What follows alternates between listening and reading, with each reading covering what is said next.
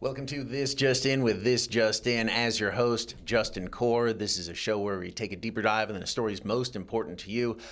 And our correspondent today, a returning correspondent literally from last week. This is part 2 of our conversation with Joe Parris, our political expert here at KTVB. Totally different week. You can tell because I have my jacket unzipped. That's right. There And it it was is. zipped last week. It was. Oh, should I undo the pocket? Sure. Do that. I'm wearing the same outfit just because I liked how it looked. No. It's clear. Oh, look at how official too. you look. Joe, we're going to talk about the upcoming legislative session coming up, and if laws are maybe being passed too hastily, we'll talk about that. But first, let's talk about the other star of your household that's not you, because we talked all about your wonderful son, Finn, Great kid. last episode last week. This week, let's talk about your dog, Bosco, who's on the mend. Yeah. What happened? He broke both of his legs at the same time. It was Front legs? Yeah. He snapped both of his front legs. It was a freak accident. We were playing ball at the park. He jumped in the air. He went down with a lot of force and just. Oh! So he's No! now. He's got 2 big casts on, and he's gonna have those for a while. He needs like a major surgery, Yeah. but it's a gonna little try out of to- our price range. Gonna try to let him walk it off a little bit. Oh, no, he can't put any weight on it. So, Oh, no. But he is gonna get like these braces, so he's gonna be a bionic dog. But he's been in great spirits, you know. Finn That's and awesome. him have been cuddling, and he's actually been moving okay in his casts, maybe too well. So okay, here's a good one. Okay. So we went and checked it at the vet, and they gave us some medicine, and it's Okay. like some good stuff. We had never given it to him. Oh, no. He'd never had that type of like anxiety medicine or anything. Yeah, And yeah. like we gave him it, and he couldn't feel anything because he was bouncing around. And for Finn's birthday, we got him like a giant ball pit, and we come home from work. Wait, got that for Finn? For Finn. Oh, okay. We got it for Finn, and so it's like a giant ball pit. I Yeah, think everyone nice, knows what I nice. mean. Yeah, Yeah. no, he loves it. We come home, and Bosco had taken the top off of it and had climbed in and was just laying in it. He could have been there for like 5 hours too. Like we were at work, so Wow. he was just and that he had gotten the medicine that morning, So he it's was a little goofy. feeling no pain, just wanted to float around in the ball Yeah, pit. He did. We also had to get a gate to the upstairs because he couldn't feel his body. So we somehow got up the stairs with 2 broken legs. We Whoa. didn't think he could do that, so we didn't block off the stairs. But then he couldn't get down, so he was stuck upstairs Oh. for a while. It's a shame. So I had to carry him down. Well, hopefully he heals fully. Believe it or not, this has sort of happened to me. Both my cats broke their front legs in a very different way when I was growing up. When I was a kid, we were living in the Midwest. Gets very cold there in the winter, but the cats would warm up. They were outside cats, mousers and stuff. Came in at night. Anyway, to get a little warm up outside, would curl up on the radiator of the car, and then we wouldn't know that until we started the car, and then we'd hear something. It's like, oh my gosh! So took them to the vets, and they got same thing, like big casts on their feet. So they had to like walk around like that, and there was like a huge like metal thing at the bottom, so they were not like putting any pressure on their legs. Oh. Both of them fully healed. So it's fully interesting healed. that Lived you said another that. decade, each of them. Oh, good for them. Yeah. It's interesting you say that because when we took Bosco to the vet in a very like not great way, they were really impressed with his injury. And they said, no, they were like, this is amazing that he did this. They said that jeez. like they've seen this injury, but it's cats that have jumped out of trees. Oh, Yeah. So jeez. So he- he was he's just 11. really excited to get on that ball. he's 11 and, he's a border collie. So there is some type of degenerative bone thing. Okay, So that yeah. it's not like a pre-existing condition, but like he's getting older. But I don't know, man. We were just at the park and he just, I don't know. Ew. Jeez. It's hard to watch. Really going after that ball. Yeah. Well, best wishes to him. I mean, Yeah. he's glad to hear that if he wants to, he's going to be feeling no pain. He's just hanging out in that ball pit. He just handing out like candy. Just flying, yes. All right, let's segue smoothly to the upcoming 2026 Idaho legislative session. Republicans have a supermajority. Speaking of pain, They're- just kidding. Nice. Expert segues. That's what you're going to get here on this Just In. Okay. Republicans, I've used to work down there. Also, we're covering politics for a number of years. Every session, they talk about cutting taxes, making it easier on working families in Idaho. Well, whoops, they're now in a pretty big deficit. Maybe not big, quote unquote, but it is There's a deficit. a deficit. Yeah, you don't want to put an adjective around it. That's right. They're in a deficit. Are they still going to ask for tax cuts? I don't think so. And I think the tax cut conversation is going to be fascinating too, because if you think back to the Republicans and the president's One Big Beautiful Bill, there was a host of tax changes, tax IRS code changes that are for the federal and the state level in terms of like no taxes on tips, no taxes on certain interest, whatever, no taxes on overtime. The states have to conform with that, I should say, and there's a very real possibility that the state of Idaho cannot afford to conform with every single point of the President Trump tax plan. And this isn't unusual. So this is usually something that doesn't make the news, but like there'll be a piece of legislation that comes in. Does the state of Idaho, do we want to conform fully with the new IRS code from the federal level? Right. A lot of times it's like, yep, we'll do it, we'll move on. There's been times, and I think most recently I can think of was like during Governor Butch Otter's term. Like there's been times where Idaho did not fully conform with it. Okay. So as Idaho does sit in a deficit, and we can talk about why in just a moment, there's something to keep an eye on is what will Idaho lawmakers do in terms of conforming with the tax code? It's already been talked about in the Joint Finance and Appropriation Committee, which is Idaho's budgeting committee. One of the co-chairs, Senator Scott Grow, is a CPA. He's a tax professional. Yeah. So he's got his eye close on it. Right. So you already teased to it. Thank you for that, keeping the show rolling. Why is the state in a deficit, even though they have a balanced budget amendment that they have to sine die the legislature every year with a balanced budget? It depends who you ask. Okay. There are very different perspectives on this. There is certainly the point that has been made that there's been a lot of tax cuts. I mean, there was $400 million just last year, and so that's $400 million that are not coming into the state. That is one perspective on that. The other perspective is costs have gone up. There are costs for terms like Medicare. There are costs in terms of state health insurance. There are costs in terms of programs, costing more to run. Yeah. There's also, different revenue streams. I also think back to the infusion of COVID dollars. That was one-time money. Right. That's gone. Yes. Right? Idaho had a $2 billion surplus a number of years ago. That is gone. To be clear, there is a gap, and I think the latest budget monitor that came out, I think it might have been like $50 million. Okay. And that number very quickly, some will say, well, they just did the $50 million parental choice tax credit. And if they didn't pass that, then that would just put us at zero. And you can have that perspective, and that is a fair perspective to have.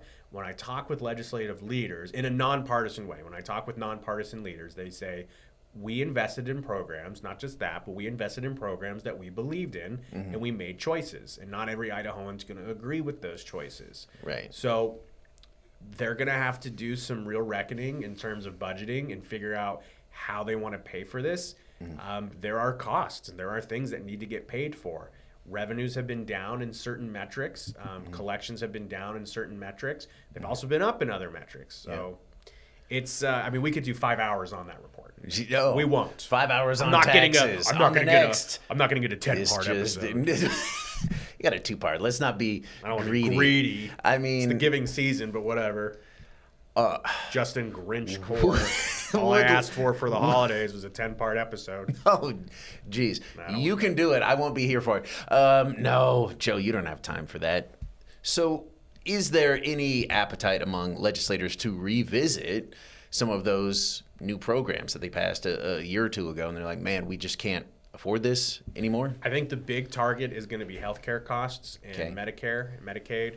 I'm not sure exactly what that'll look like in terms of, if you're alluding to like reverting tax cuts. That's not going to happen in my opinion. No.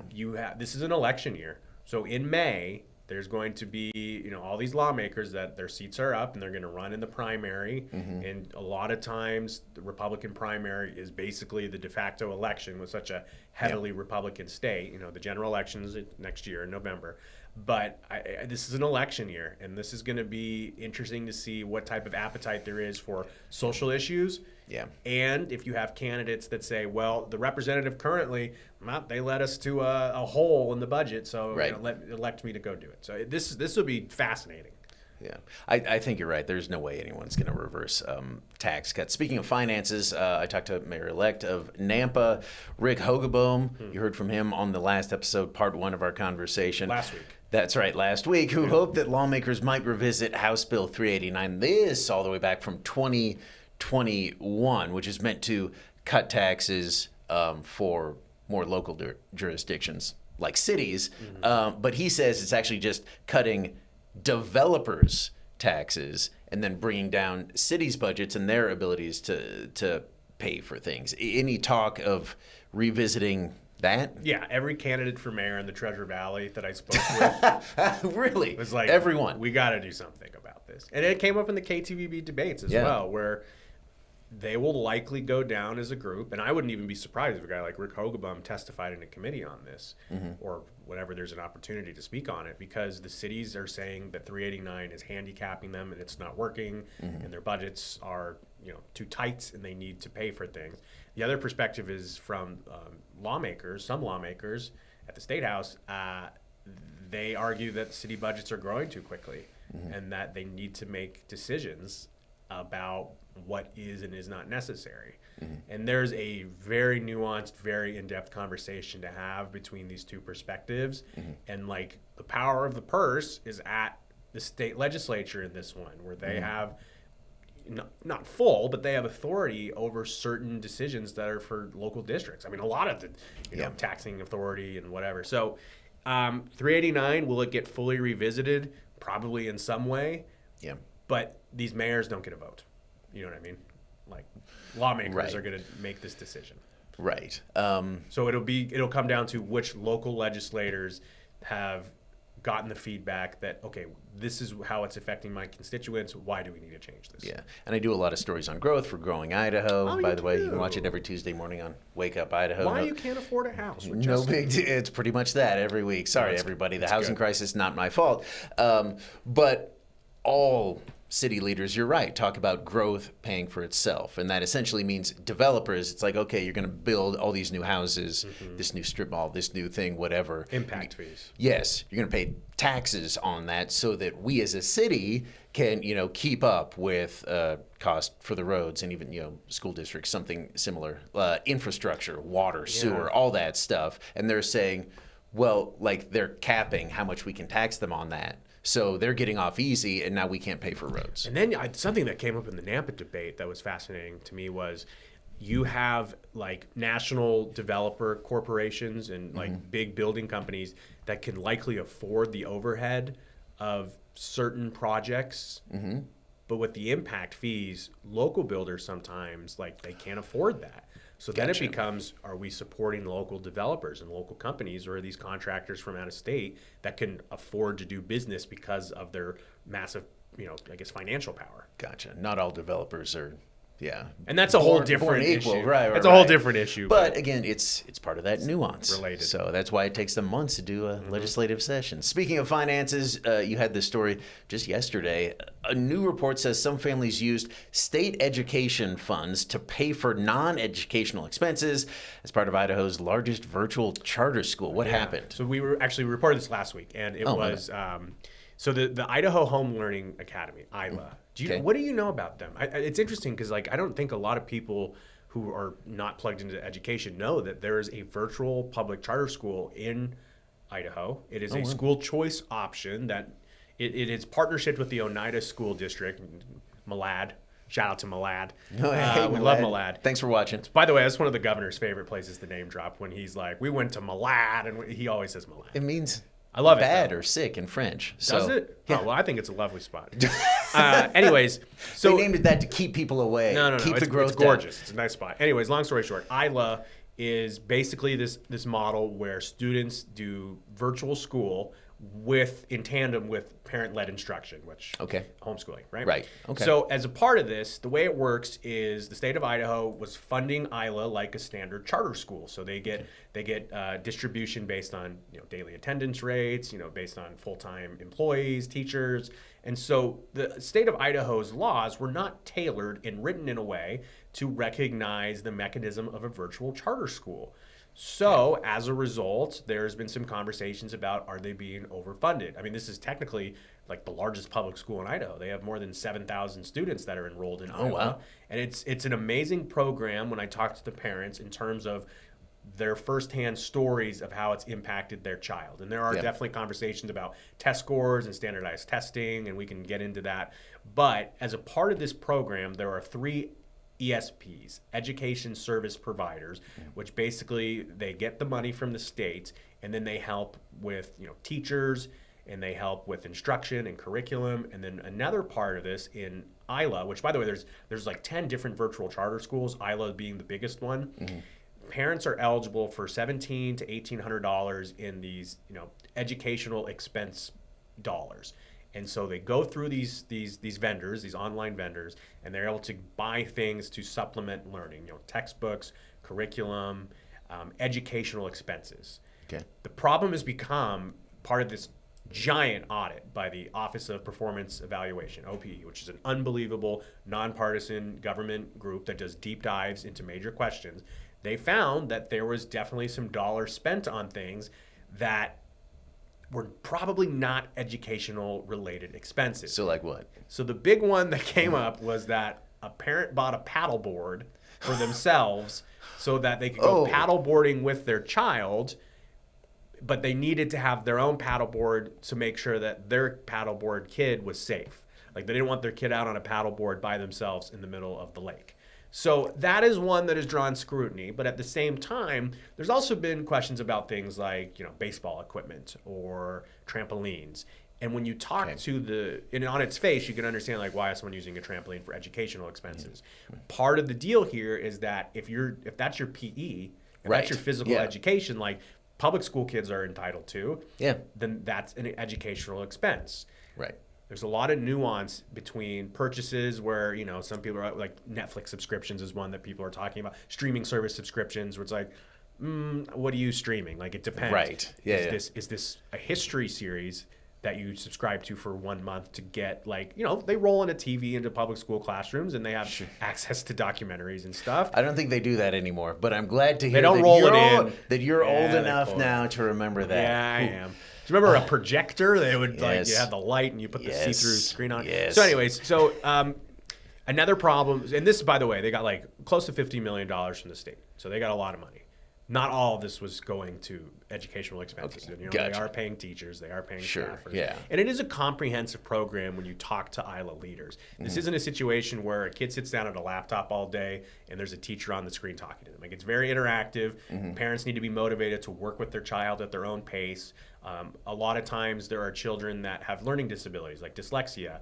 And to be honest, they just are not served by their local brick and mortar school. It's just not going to work for them. No, it's not going to work. So if they can work with mom and dad at home on their own pace, get the curriculum with the virtual counselor, virtual teacher, it's a pretty comprehensive, and it's been developed for 10 years, Isla. Yeah. So the other major thing that has been coming up is that the education service providers, these 3 companies, they get the money from the state. If a family doesn't use all their money or there's leftover money, they hang on to it. And that seems to be a gap in the law because there should be some type of a mechanism for it to revert to the state or revert back to the state of Idaho instead of it just going to the companies, is the argument.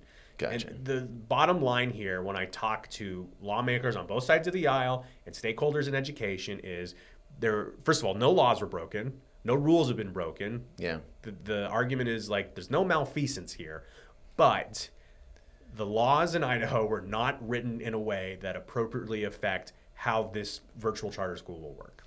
So they will revisit, at least they're saying they're going to revisit that this coming legislative session. January, yes. Take a look at it. Next on this, JustIN, you're going to hear that as a theme, actually, in the upcoming legislative session. We're going to talk about a change to a law that a doctor says is critically needed. Coming up.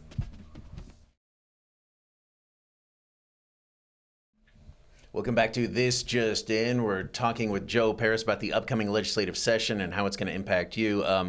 Joe, Hunter Funk had a story from last week where a doctor says a law from 2 sessions ago is keeping kids from getting health care. They said they were just working at protecting parental rights for parents to determine the best sort of health care for their children, limiting what pretty much anyone outside the household could do, including schools. A doctor Hunter talked to, Dr. Romney, says he thinks the best course of action, just rescinding that whole law. He doesn't think the legislature is going to do that. Governor Little said even when he signed it that they're probably going to have to make amendments because he saw issues with it, things like the fact that schools really can't even give a kid a Band-Aid without prior approval. Yeah. Do you see that happening this session? I think they'll definitely take another run at it, but they're not going to repeal it. Another story that I was told, and this is like a pretty basic story, but like ski patrol. If a minor gets hurt on the mountain and mom and dad aren't there, like what can you do? Yeah. Do you just transport them? Like I don't know. Yeah. It's a sticky situation where the intent was parents should have the ultimate control and influence over their child's medical decisions. Yeah. The intent in reality, though, is had some unintended consequences, which, that happens. So there are 2 perspectives on this of, we were trying this out and we saw what happened and now we're going to fix the law. The other train of thought is the people that said, we told you this was going to be the outcome and now this is the outcome. So, And I mean, there were some wild stories. I don't know if any of these were brought up on the floor that like kids were getting gender affirming care from schools or elsewhere that the parents weren't in favor of. And there's a theme in this whole episode of This Just In heading into next year's session as well. We've talked about a number of laws that they're going to have to, or maybe people want them to revisit, needing to fix stuff that was passed a year or 2 ago. Are poorly written bills being just passed too quickly so that people can run on them. People being like, I voted for this because, I voted against kids getting gender affirming care, or I voted for this gun rights bill and it makes, violent offenders, maybe someone who's convicted of domestic violence, allows them to keep their guns so they can go and, potentially hurt their girlfriend, something like that. But they can say, I voted for gun rights. And maybe that's too harsh of a criticism, but you hear that out there. Is that the case? Are they just voting for bills to run on, or are they voting for bills to actually help the state? There is certainly, to an extent, that happening.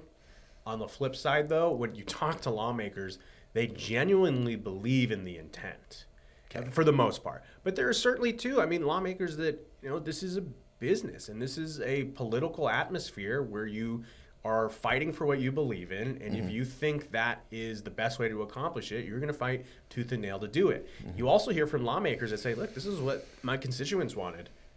Like, I've spoken to lawmakers that have told me, like, maybe this is not the best idea, but this is what the people who voted want me to do.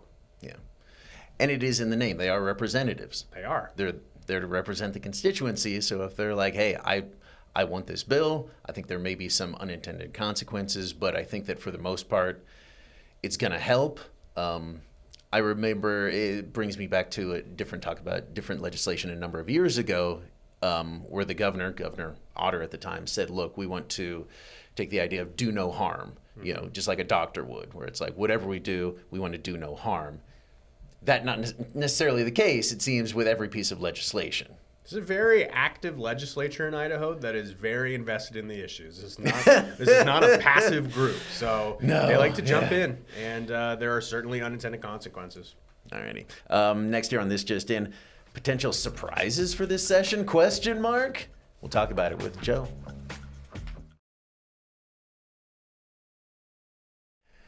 Welcome back to...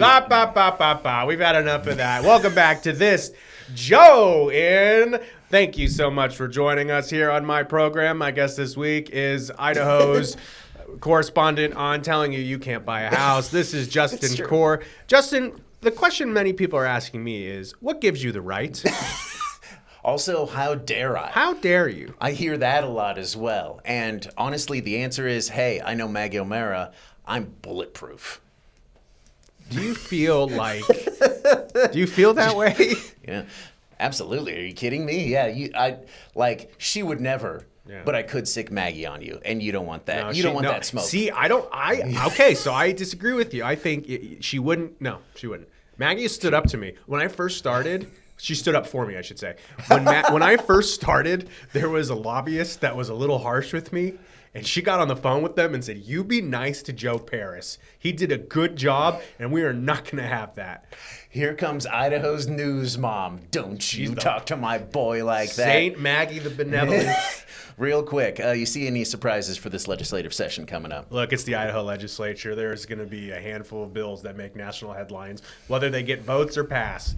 Yeah. There is always something interesting. And that's why they call it a surprise. If we could predict it, wouldn't be a surprise, brother. Joe, thank you so much for stopping by. Appreciate it. Thank you for being on my program. You can text Joe to 20832. No, I don't. I was going to thank you for not taking it over, but I wasn't gonna. You are the overtaker. The overtaker. That gong hits. You're going to show up. Text whatever you got. Comments, questions, 208-321-5614. Hashtag Justin or hashtag Joe. I'll see it either way. Is it JustIN or JustIN? Both, brother. Yeah, it's up to you. Because I Thanks have for to watching do the this read Just on In. TV. We're out of time. We'll see you next time.